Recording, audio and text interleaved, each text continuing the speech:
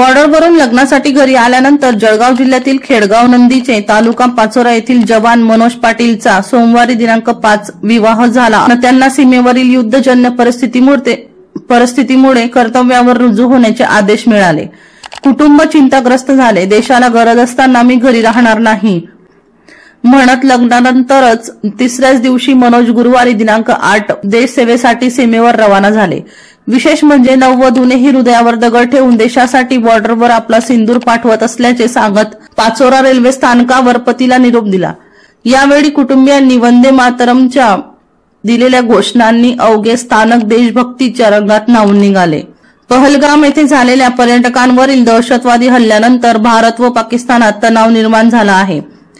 त्यामुळे सैन्य दलात कार्यरत असलेल्या जवानांना तत्काळ पुन्हा सैन्य दलाच्या मुख्यालयी येण्याच्या सूचना प्राप्त झाल्याने मनोज पाटील देश कर्तव्यासाठी रवाना झाले। वर्षा लोहार यांचा रिपोर्ट V1 लाईव्ह जळगाव।